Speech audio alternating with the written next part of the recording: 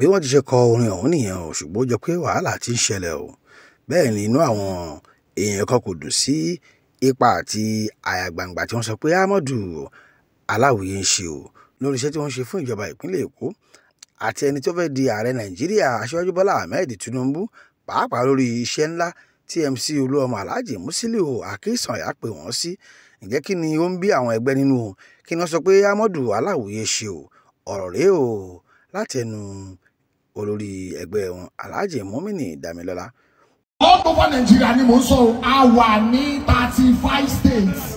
Islamic Musician Association of Nigeria, bàbá ọba gbogbo wọn lójú oyè ọ̀gá náà of Islamic music tí o ti sọmọ náà tí bá jẹ́ sọ nǹkan bó ṣe rí nìyẹn.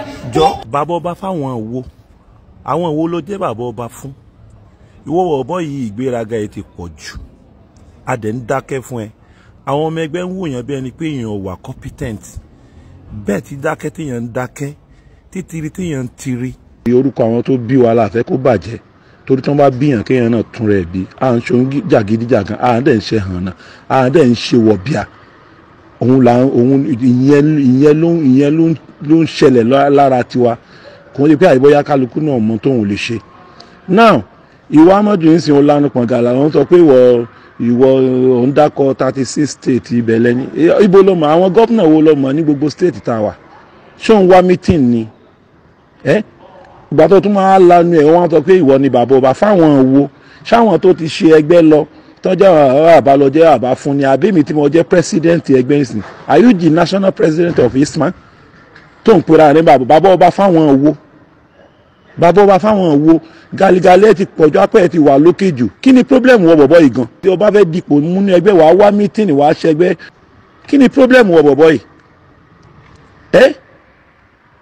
gbogbo wa à ń wò pé àsìkò Yorùbá lélẹ́yìí gbogbo wa náà láti ṣàwọn nǹkan kan ṣé ìwọ sọ pé 36 state lẹ́ni ṣé ok integrity wo lo ní láti fi mobilize àwọn èèyàn tí kì í bá yẹ pé tó lu ọmọ táwọn èèyàn wò integrity wo dáadáa wo ló ní tó fi lè mobilize àwọn èèyàn láti campaign fún aṣáájú ẹ̀dẹ̀ wá ṣa gbogbo àwọn star kọ̀ọ̀kan táwọn ọ̀dẹ̀ fẹ́ mọ́ ṣaláì dáhùn yìí torí MC Olúọmọ tó involve. a tún wá ń wò pé gbogbo àwọn star tá a ní wọ́n tó 1/3 wọ́n tó 1% nínú gbogbo àwọn tó ń kọrin. ọ̀rọ̀ vote dẹ̀ ní game of number ni. ẹni tó bá jẹ́ star gbogbo ilé ayé yìí kò lè dìbò lẹ́ẹ̀mejì náà. àwọn òpin káwa náà wo nǹkan tá a máa fi support jẹ́jẹ́ wa ó wá bring idea ipe kí Isman for Tinubu náà wà ká mobilize àwọn èèyàn all over the state tí a ti exist ẹ dẹ̀ tún try láti hijack ìyẹn náà ẹ tún try lọ create a platform pé ẹ fẹ́ máa hard àwọn èèyàn sí gbogbo yín ò tí ẹ dùn mí ní ìtorí pé gbogbo ibi téèyàn bá máa dé èèyàn máa débẹ̀ but kí ni problem àwọn owó lọ jẹ́ àbọ̀bà fún bí ní bá pàápọ̀ náà ta lọ sọ́dọ̀ àwọn kan tí wọ́n fẹ́ fún wa lówó tá a wò pé wọ́n lọ́mọdé inú wa ó yá kó lọ gba owó yẹn wá wàá bẹ́ owó yẹn sí méjì náà ni. I could remember níjọ́ tí a lọ sí ọ̀dọ̀ àwọn adúrọ̀ tá a bá wọn ṣèpolówó tí wọ́n á fún wa lẹ́ran fún léyà wọ́n á been a president of the association wọ́n fún mi lágbó ńláńlá méjì wọ́n fẹ́yìn lẹ́yọ kọ̀ọ̀kan gbogbo àwọn yòókù ọmọ complain ìwọ yìí náà lọ́mọ complain ló ń sunkún káàkiri kí ni problem ẹ kí ni problem ilé ayé ẹ ó yẹ kó ṣe díẹ̀ náà. Èmi ò tiẹ̀ wá sọ pé kí àgàtú àbí kí ni wọ́n ń pè, èmi ò ní kọ́ mọ́ sùn rárá o, kọ́kàn mọ́ kọrin kí àwọn fámìlì tèmi ni. jẹ́ pé Alhaji Ahmadu Aláwìyé ti sọ pé òun ò ní sọ̀rọ̀, àwọn àfáà òun ti ní kí òun má sọ̀rọ̀, ṣùgbọ́n orin ọlọ́kan òjọ̀kan tí ọkùnrin yìí ń gbé síta kò ṣàì mú àwọn tí wọ́n mọ húlẹ̀húlẹ̀ ọ̀rọ̀, tí wọ́n mọ orin, tí wọ́n mọ ọ̀rọ̀, tí wọ́n sì mọ èdè Yorùbá máa sọ pé bó o tiẹ̀ sọ̀rọ̀ èyí tí òun wí yìí ń kọ́. Èmi ò fẹ́ wàhálà rárá, bí ó ṣe dára fún mi lèmi lé, èmi ò ráyè rákàtí àkọ́kọ́. Ìwọ bá ṣe jẹ́ gbọ́ mi dáadáa, ìwọ bá ṣe jẹ́ o. Gbọ́ ìsọyí èké àdúgbò, abanijẹ́ tí ó lọ́rọ̀ méjì, àfàbòsí ẹ̀dá ẹgbẹ́. Àmọ́dá irúgbìn tí a bá fẹ́rùgbìn kò lè ṣe sórí alálùbáríkà. Ṣẹ́wá rọ́bẹ̀ tí a bá fẹ́rù ṣe yòórù paná lọ́gán. Ẹ má ṣe bá fún rárá, ẹ má ṣe bá fún, ẹ má ṣàlàfo níbàjẹ́, àbọ̀lọ́hún níwájú. Látọdún tẹ ti ń ṣe bàjẹ́ o. Ilẹ̀ gbé ṣe náà. Látọdún tẹ ti ń ṣe bàjẹ́ o. Ilẹ̀ gbé ṣe náà. Ọdún tá láǹtakùn ti ń tàwó. Aṣọ kí ló fi hàn? Ọdún tá láǹtakùn ti ń tàwó. Aṣọ kí ló fi hàn? Òjijì ẹ kò ṣe kọ́. Wa alaikum salam wa rahmatullahi wa barakatuh. Ẹ rọra ṣe dáadáa lẹ́wà. Gẹ́gẹ́ bí question tẹ́ bí mi, ṣe rí ọ̀rọ̀ yẹn bá ti di báyìí, ṣùgbọ́n kò ń ṣe alákọ̀ọ́kọ́, kò ń ṣe ẹlẹ́ẹ̀kejì Aláwìyé tó jẹ́ pé bí ká dá wàhálà lẹ́nu ẹgbẹ́, bí ká fọ́ ẹgbẹ́, òun ni ìwà rẹ̀ ní ìtorí personal interest tiẹ̀. Nígbà tọ́rọ̀ bá débẹ̀ màá máa sọ. But tí eléyìí mi ìbá ti sọ kankan ní ìtorí pé gẹ́gẹ́ bẹ́ẹ̀ ṣe mọ̀ mí, I'm a peacemaker, mi fẹ́ wàhálà.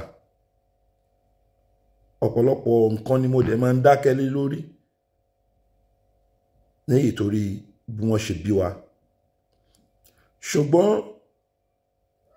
nǹkan tó wá ṣẹlẹ̀ lórí eléyìí òun ni pé mo ní àwọn ESCO at national level tó jẹ́ pé they are more than 29 làwọn ESCO mi bẹ̀rẹ̀ lórí vice president ó fi débi tó dé àti gbogbo ọmọ ẹgbẹ́ náà all over the world. Kò ń ṣe Nàìjíríà nìkan ní isman wa, in diaspora ni, àwa ní Amẹ́ríkà, àwa ní Dublin, àwa ní Ghana, àwa ní Egypt, bẹ́ẹ̀ bẹ́ẹ̀ bẹ́ẹ̀ káàkiri. So àwọn èèyàn wá ń pè mí torí mi ò sí nílé Europe ni mo wà, ipe ṣé mi ni mo authorize Ahmad láti máa utter statement yẹn, èmi ni mo ń ta àwọn, èmi ni mo ń sell àwọn. Tamadu fi utter pé òun ni bàbá Islamic Musicians Association of Nigeria, òun ni bàbá ọba gbogbo wọn. Ibi tọ́rọ̀ yẹn ti ní wàhálà nìyẹn. Bí ó bá dárúkọ ẹgbẹ́ yẹn kò lè ní wàhálà. Kálukú ló dẹ̀ ní right àti ṣe campaign lórúkọ ẹ̀, lórúkọ ẹbí ẹ̀, lórúkọ báǹdì ẹ̀. Kò sẹ́nìkan kan tó ní kí kálukú mọ́ ṣe tó wù, torí kálukú kọ́ ló máa fún kálukú ló mọ̀ bó ṣe máa wá jíjẹ mímu ẹ̀. Ṣùgbọ́n gbà tó wá ọ̀tà statement yẹn tí ó dẹ̀ ń ṣàkọ́kọ́, mo dẹ̀ ń rí, adẹ̀ ń rí, ẹgbẹ́ ń rí wípé àwọn pípò yìí wọ́n ń pa ẹgbẹ́ yẹn. Èmi bí mo ṣe wà yìí ní sí very soon máa gbéjọba lẹ̀, but tí n bá sọ àwọn nǹkan yìí àwọn èèyàn ń rí ní ìdí pé torí tí mi ò ní pẹ́ gbéjọba lẹ̀ ni mo ní láti ṣe nǹkan tó tọ́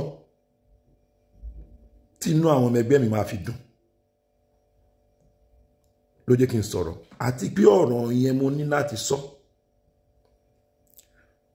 Oníwọ̀ ni bàbá ọba fún Islamic Musicians Association of Nigeria. Kò sọ́mọ náà, nǹkan tó bá ti sọ kò sọ́mọ náà. Ẹ wà ní 35 states, which is tó o mọ bá a ṣe operate because òun ṣe bona fide member. Níjọ́ tá a bá bẹ jẹ sàárà náà la máa rí. So but ọ̀rọ̀ tí mo tún wá sọ yẹn àmìra wà ń bẹ ìyẹn Bàrítidé àtàwọn ìyẹ́bíwá Alájà Haúsá àtàwọn olórin Islam tó wà ń bẹ ọ̀rọ̀ yẹn ò dórí tiwọn ní ìtorí wípé n tó sọ yẹn gbogbo wọn kálukú mo ráwọn tí wọ́n sọ fún mi pé nígbà tó ti sọ báyìí làwọn tí wò pé Amadu ó dẹ̀ fọ́ gbogbo ntí gbogbo wàhálà wọn ó dẹ̀ fọ́ ní ìtorí pé gbogbo ibi tí wọ́n ń lọ tó bá débẹ̀ wọ́n á sọ wípé ọ̀rọ̀ tẹgbẹ́ kọ́ làwọn bá wá ìgbà tó wá sọ pé ọ̀rọ̀ tẹgbẹ́ kọ́ lẹ bá wá wá ìtọ́ wá mẹ́ńṣàn orúkọ yẹn ṣebí kí nǹkan tó ń sọ kó lè ní wéètì ni bóyá nítorí àǹfààní tí wọ́n wá yọ fẹ́ gbẹ́ bóyá nǹkan tó bá rí tí wọ́n yọ fẹ́ gbẹ́ bóyá I don't know ẹ wá sọ pé ọ̀rọ̀ tẹgbẹ́ kọ́ lẹ bá wá ọ̀dẹ̀ lọ ọ̀tà statement yẹn ìpè Isma ìwọ ni bàbá ọba gbogbo wọn tó o bá ti sọ ọmọ ẹgbẹ́ dẹ̀ ń bá mi jà ìpè tèmi ò bá authorize ẹ̀ àbí tí ò bá ní nǹkan tí wọ́n send sí mi èmi náà ò ní fọwọ́ lẹ́rán kí n máa wò that is why a dẹ̀ sọ̀rọ̀ a dẹ̀ gbé oríṣiríṣiríṣiríṣi àwọn èèyàn tó ń correct ẹ̀ pé nǹkan yìí àkóso pé àwọn olóbi òun ò sọ́ọ̀rì láti sọ òun sọ ni ní nǹkan tí wọ́n lè ṣe fún ẹ kò gbà nǹkan tí wọ́n lè ṣe fún kó gbà so nǹkan tó ṣẹlẹ̀ ní orí aspect yẹn nìyẹn gbogbo wọn àwọn tó ń ṣe déédé pọ̀ àwọn míì dẹ̀ ń bẹ tó jẹ́ pé wọ́n ṣe déédé bí irú Amadi but àwa máa ń try láti kó everybody mọ́ra yìí pé tẹ bá kó wọn mọ́ra o tẹ bá pè wọ́n ní nǹkan ó possible kí wọ́n change ìwọ yìí náà nígbà ní ayé Alhaji Sodiq ìwọ yìí náà ló sọ pé lẹ lọ dá Pisma sílẹ̀ kó tó di pé kò lọ́dún kan tí wọ́n fi yọ ní president nínú Pisma yẹn ìgbà tó dẹ̀ tó sọ pé ó dé mo welcome ẹ̀ èèyàn ń wé èèyàn kúnra ni ṣẹ́gẹ́tì àkọ́kọ́ tó kọ́kọ́ fẹ́ mọ́ tó kọ́kọ́ fi ń dẹgbẹ́ yìí láàmú tó kọ́kọ́ fi fẹ́ fọ́ Ismail tọ́nà òun fún wọn ṣe òun ni pé wọ́n kọ́ náà àwọn dá 6 jìbìtì lẹ̀ nígbà tán náà dá yẹn lẹ̀ wọ́n ṣa àwọn tó jẹ́ olóyè nínú ẹgbẹ́ ẹ wá náà ń ṣe charity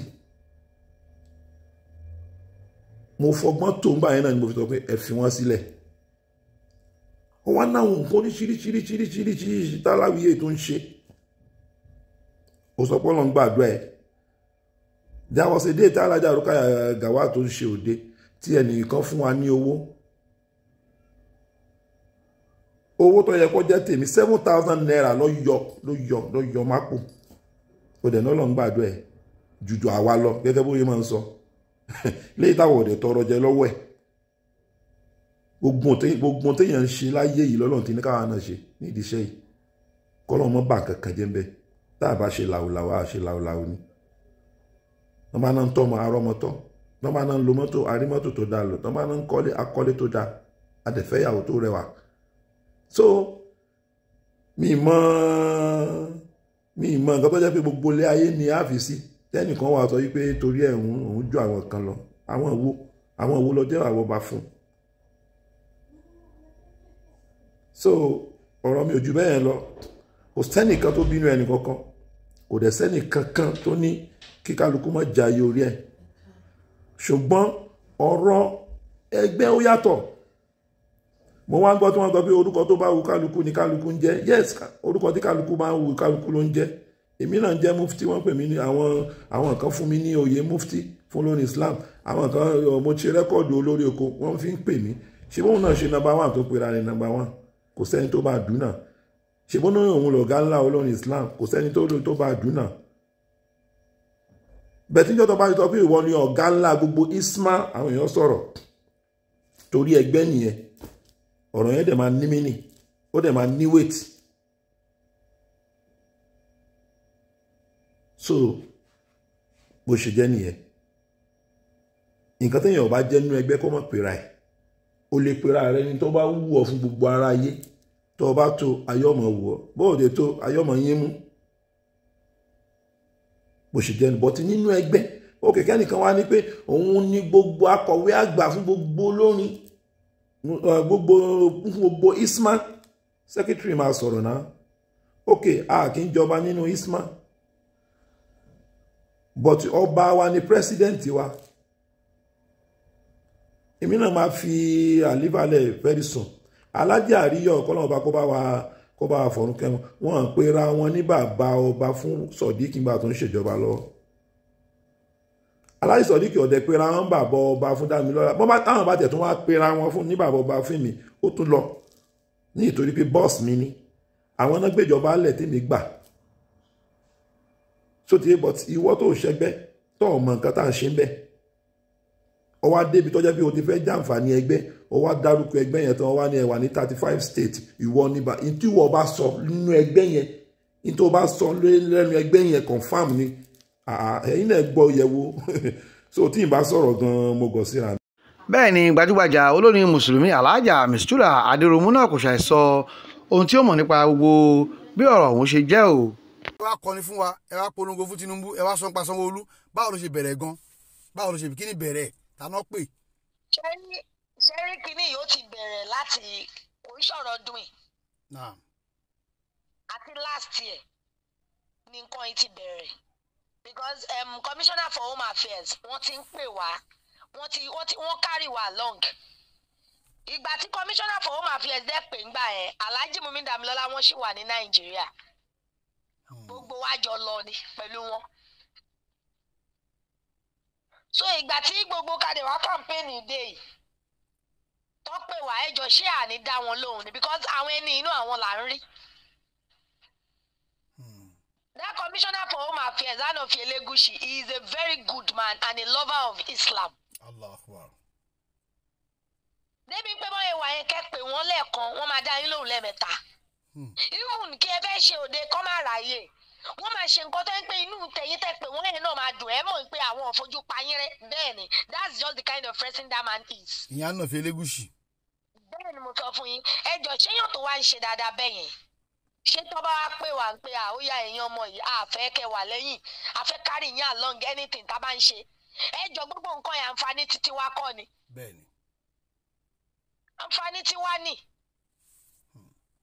so òun ni gbogbo nǹkan yìí fi bẹ̀rẹ̀ ok ìgbà tí yé Alhaji Musili Ayinde Akínsọ̀yà náà dẹ̀ fẹ́ ṣe gbogbo títí wọn náà ṣé pẹ́pẹ́ ti kọ́kọ́ ṣe ìkan ní Òṣòdì tẹ́lẹ̀ kó tó di rally èlé 1 million kìíní kan tó ṣe àbí 5 million dẹ̀ ni. bẹ́ẹ̀ni. wọ́n ti pè wá ń gbà yẹn mo rántí pé gbà yẹn ó kọ̀ la lèmi ń lọ Dubai wọ́n pè mí pé kí n pe àwọn èèyàn wa pé kí n má kó má pọ̀ wọ́n pé kí n dẹ̀ create a group ìgbà yẹn làwọn ti pè wá ìgbà yẹn láti ní group yẹn èmi travel mo fa àwọn èèyàn sí ìgbà kájẹ má tún ṣe eléyìí náà wọ́n tún mi pè bẹ́ẹ̀ àǹfààní tí wá nì so òun ni gbogbo nǹkan yìí fi bẹ̀rẹ̀ ok ìgbà tí yé Alhaji Musili Ayinde Akínsọ̀yà náà dẹ̀ fẹ́ ṣe gbogbo títí wọn náà ṣé pẹ́pẹ́ ti kọ́kọ́ ṣe ìkan ní Òṣòdì tẹ́lẹ̀ kó tó di rally èlé 1 million kìíní kan tó ṣe àbí 5 million dẹ̀ ni. bẹ́ẹ̀ni. wọ́n ti pè wá ń gbà yẹn mo rántí pé gbà yẹn ó kọ̀ la lèmi ń lọ Dubai wọ́n pè mí pé kí n pe àwọn èèyàn wa pé kí n má kó má pọ̀ wọ́n pé kí n dẹ̀ create a group ìgbà yẹn làwọn ti pè wá ìgbà yẹn láti ní group yẹn èmi travel mo fa àwọn èèyàn sí ìgbà kájẹ má tún ṣe eléyìí náà wọ́n tún mi pè bẹ́ẹ̀ ń pe mistura àwọn group táwọn ní kí n create nígbà yẹn má gbàgbé o sọ fáwọn èèyàn yín o there will be a rally àwọn dẹ̀ fẹ́ kí gbogbo wa wà bẹ́ẹ̀ ṣé mi pé gbogbo nǹkan yìí àwọn èèyàn tó wà nú ẹ̀ ti wà already kò ní ṣe pé bí àṣẹ̀ṣẹ̀ fẹ́ lọ múyàn kan bì kan ṣe mọ̀ bẹ́ẹ̀. bẹ́ẹ̀ni kò lè sí pé bí group yẹn pisma wà ń bẹ̀ gbogbo ẹ̀ṣẹ̀ ṣáà kan ní mùsùlùmí kúra ní síbẹ̀. gúrùpù táwa create kò sọ lórin tí ò sì ń bẹ ìmọ̀ àwọn tí ò ì smart rárá wọ́n wà nú ẹ̀. bẹ́ẹ̀ ni mo sọ fún yín so ó pẹ̀ mistake tálàjì aláwìyé kò ṣe ni pé wọ́n dárúkọ association because ẹgbẹ́ ti pín yẹlẹyẹlẹ. ṣẹ́bẹ̀ pé tó bá dárúkọ Ismail àwọn kan ní wọ́n dárúkọ àwọn kan ní wọ́n dárúkọ àwọn. so mistake kan ṣe nìyẹn ó pẹ̀lú nǹkan tí mo yẹn ń sọ nísàn pé ẹgbẹ́ kọ́ ló pe wọn ò pe ẹgbẹ́ individual ni wọ́n pè àwa làwa kàn fi ń pé ká gbé orúkọ ẹgbẹ́ wa ga which is not bad nǹkan tá a ṣe. bẹ́ẹ̀ni kò bad. so bó ṣe wá rí ìsìn kí ni ká ṣe báyìí kí lè fẹ́ sọ fún níwá kí lè fẹ́ sọ fẹ́ lẹ́yìn torí àwọn tó pè yín sùúrù ni. they should practice what they preach. àgbàlagbà ni wọ́n gbogbo wọn lọ́rọ̀ Kùránì yé they should practice what they preach. Ànábì Muhammad sallallahu alaihi wasallam ó ní ọ̀rọ̀ tó bá máa jáde lẹ́nu wa tí ó bá kí ń sọ̀rọ̀ dáadáa is better ká dákẹ́. Allahu Akbar. Allahu Akbar. Bẹ́ẹ̀ni wípé ká dákẹ́ so ohun tó bá dẹ̀ mọ́ gbòkè ọ̀hún máa tó bá ṣe fún ẹ ó máa dùn ẹ́ ó máa dẹ́lẹ̀ dá ẹ̀ ìwọ náà má ṣe fọmọlàkejì. Because you don't go about tarnishing someone's image all in the name of ẹ fẹ́ gboríyìn. Yes, you don't. Àwọn ọ̀rọ̀ kan wà bọ̀dá Kazeem nínú agboolé orin Islam kò lè parẹ́ mọ́. Ìkùnsínú máa wà táyé máa fi parẹ́ láàrin ìwà ni. Ní ara ẹ̀ ní gbogbo àwọn nǹkan yìí. Tí gbogbo nǹkan yìí ṣe tí ń tẹ̀lé pé ra yín. Tẹ máa áàdì iṣẹ́ máa ṣe fọ́wé kọ̀. Tẹ máa pa àwọn èèyàn tó ṣe ń pé kínní pé Sàlámà Aleikum Alhaji Ahmad Aláwìyé. Ní kẹ́ má lọ campaign fáwọn èèyàn bọ̀. Ẹ má dárúkọ ẹgbẹ́ àbí kílẹ̀ ni mo wí sà. You are right. You are right. Débi pé gbogbo àwọn nǹkan yóò ní escalate àwọn tí ò yẹ kó máa bá wa dá sí wọn ní bá wa dá sí. So we should all practice what we preach. Àwọn là ń kọrin Islam pé ká má dìtẹ̀ ká má ṣe kéta ká má ṣe tánà di ara wa ẹni tó bá rọmọlá kejì ẹ tó bá kù díẹ̀ ká tó fún pé sàkéèsì ràn lọ́wọ́ ó ṣe wá jáwọ́ yẹn là ń ràn ra wa lọ́wọ́.